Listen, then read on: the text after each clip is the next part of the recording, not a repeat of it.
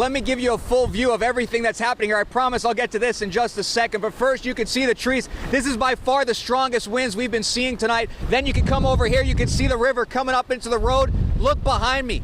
This is now the Halifax River. It's taken over. But now come on over here. I want to show you just how bad this is. It's crossed the street now.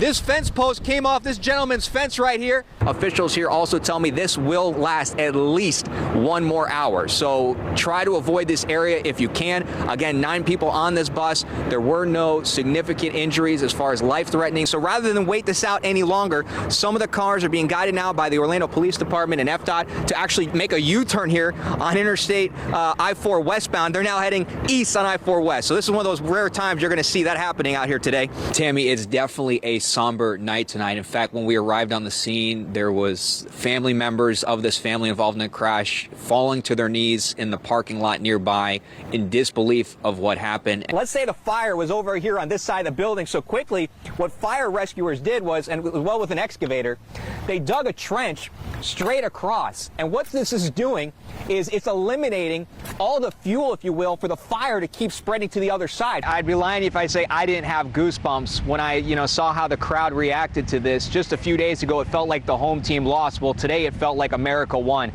For many in Seminole County, walking the Wekiva Trail is an enjoyable experience. But Tammy, here's the thing. I'm not walking the Wekiva Trail. I'm walking on the Little Wekiva River. This used to be about 3-4 feet deep, but now homeowners in the area say they have the attention of a state lawmaker in Tallahassee. Many people were on Church Street tonight with their cell phones. I got to celebrate New Year's with Mrs. Wildman right down here on Church Street. I became pretty good at FaceTime during this pandemic. Say hi, honey. Happy New Year.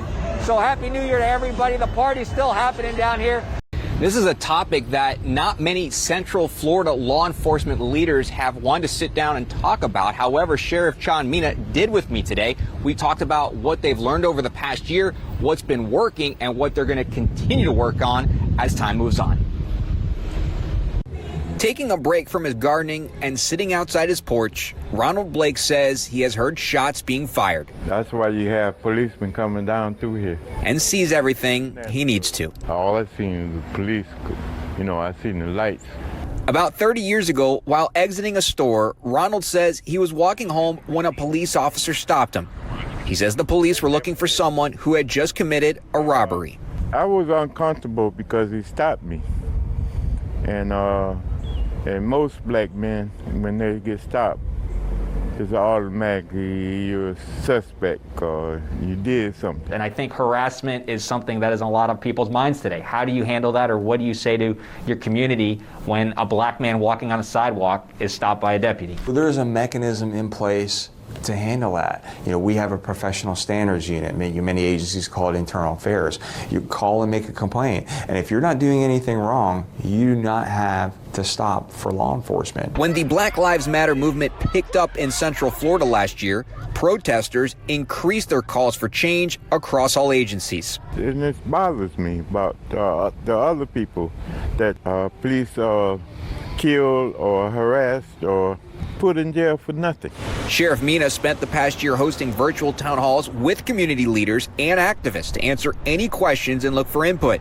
Not only did he explain his department does not use certain chokehold maneuvers, but every time his deputies discharge their gun, the FDLE reviews it.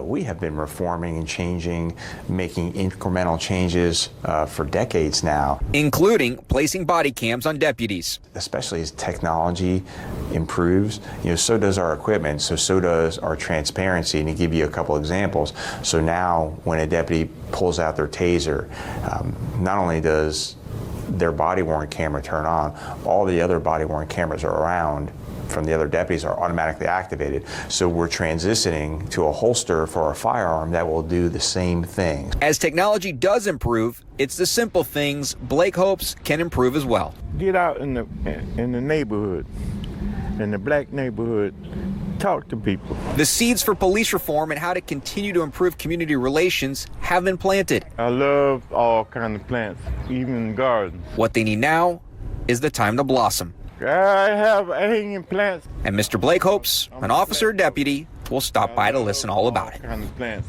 even gardens. I sat with Sheriff John Mina for about 15 minutes, and he was very straightforward. He said other ways he wants his agency to continue to build trust in the community is have his deputies continue to learn how de-escalation techniques on how to handle certain situations. He also supports a national initiative to create a database that will list all the terminated law enforcement individuals, whether it's police or sheriff deputies. And of course, he said he also wants his deputies to get out of their vehicles and go talk to people in the neighborhoods.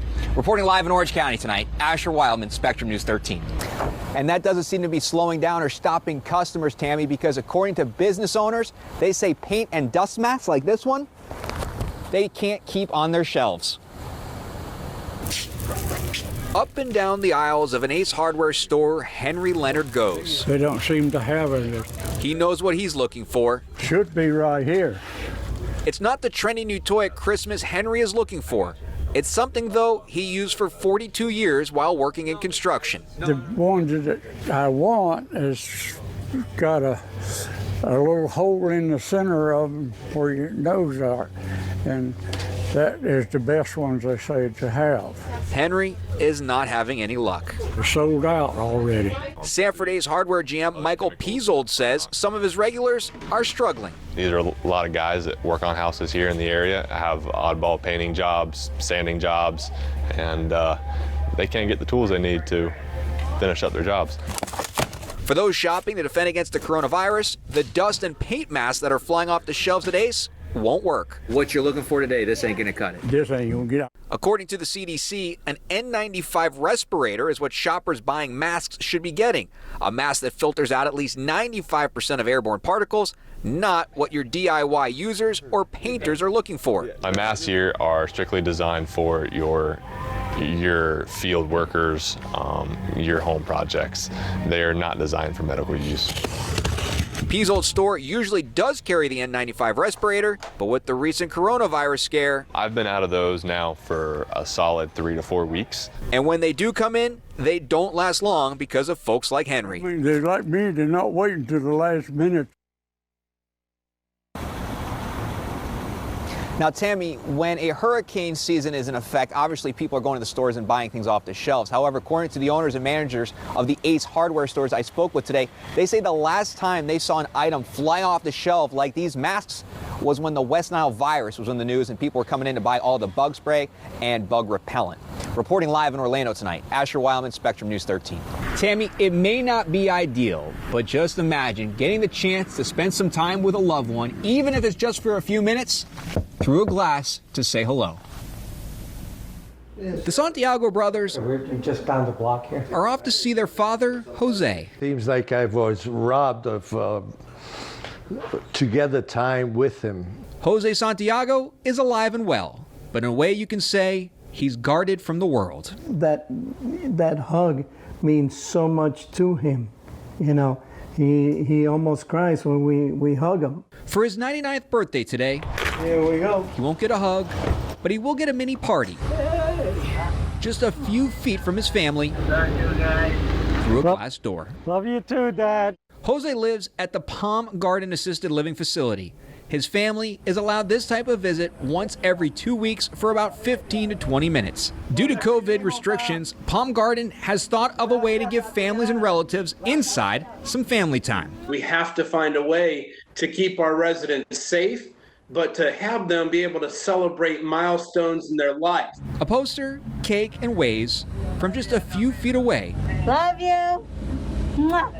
Even just for a few minutes, is worth the smiles this family get-together delivers. Stating what I hope they get is that feeling of love in their heart and reconnectedness with their loved one. For me, it feels great to see him and to know that he's alive and that we still have him here with us. That's the main thing. With a nurse holding a phone to Jose's ear, he's able to speak to his family. Yeah, he misses us, he's saying. But he can still see them, and hopefully, You got one more for 100. for at least Un año más para ti, si Dios quiere.